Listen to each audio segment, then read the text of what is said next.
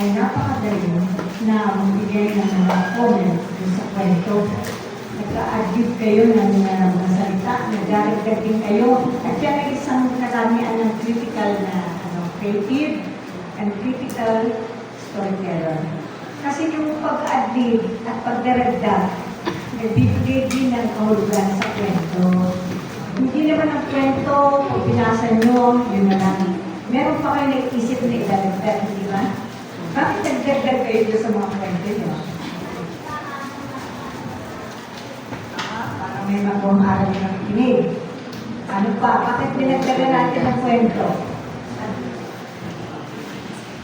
Nagdagdag po natin ang kwento para kasi gamitin po natin yung own word natin, yung sariling salita para may sila-salita. Ayun. Kasi pag retelling, iba yung sa storytelling. Ang storytelling, nakadikit kayo dun sa kwento. Kailangan yung lahat ng salita doon, alam nyo, sasabihin. Pero ang telling, sarili mong ano yun, sarili mong discarte. Kaya kung sasali kayo sa mga retelling quiz, alam nyo na siguro kung ano ang dapat gawin. Ititingnan nyo yung takbo ng mga pangyayari. Para magsimula sa simula, pumunta sa gitna, at matapos mo sa ulihan. Hindi nga pwede pabalik-balik kayo minsan. Kasi may sequence ang kwento. So, sa mga coaches, turuan nyo sila magpiliin muna yung mga pangyayari bago sila magbigay ng sarili nilang kwento. Kasi kung nakapokus na kayo sa pagbabasa at hindi nyo inaalam kung ano na ba susunod, ano ba susunod kong sasabihin, ano ba ang aking malilitan kaya dito, ulit-ulit nyo babasahin. So, bakit minsan tatapos kayo sa pagkukwento kanina?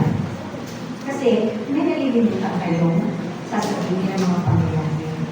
Pero ang nakalagay sa criteria, ano nakalagay? Kailangan marunong kayo magsunod-sunod ng mga nangyari sa kwento. So, alam niyo na sa susunod na kailangan tandaan ko well sa inyong isip, ito na po nangyari, ito na po nangyari, sa sarili niyong salita. Kasi mahirap itong piyasa niya. Bakit? Anong uri ng piyasa ito? Ito ay anong uri ng pagbasa ng teksto?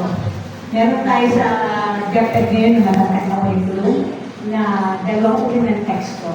Yung tinatawag natin na naratibo at yung informatibo.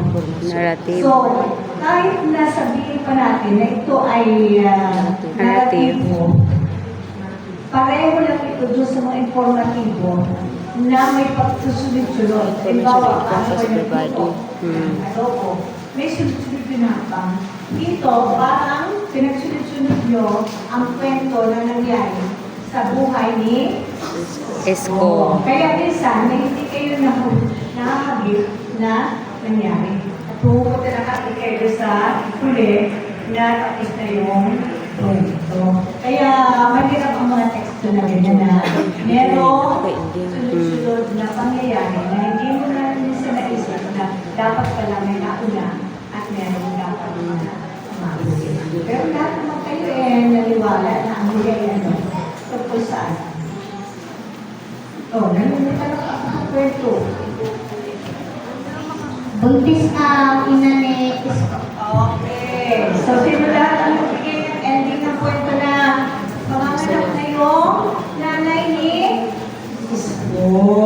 Sino yung lahat ang magbigay nun? Taas nga ang kamay? Lahat kayo ay nakatapos sa kwento. Diba? Okay. So, lahat ay talapakan natin kayo. Magagaling ko.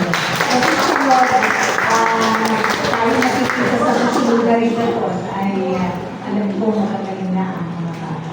Salamat din sa mga coaches at nabigyan nyo ng creativity at ang komunikasyon para hindi kayo taga-Cebu. Ay, hindi na naman pala taga-Cebu. Meron pa pala ibang isa na dito. May Manila, may Mindanao. Kasi kung Bisaya at saka yung iba ay may Ilocano. So, magagaling na kayo ngayon mag-Pilipino. So, ang mahalaga, marunong kayong komunikasyon, marunong kayong mag-isip ng tamang salita. Dahil kung hindi ka marunong mag-isip ng tamang salita, iba-iba ang sasabihin mo salita. At hindi maintindihan ng audience, hindi mo kwento. So, yan lang ang aking masasabi. Dahil ako ay storyteller. Dahil ako nagsusulat ng kwento ng mga bata sa papel. So, alam ko kung sino yung mga galing na mga storytellers. Okay? So, salamat po. At tayo ay nagkaroon ng Okay po, sir. tinatawag na mga bata Okay sa po. grade 3. Akit na kayo sa grade 4. So, mas lang ay bagay sa grade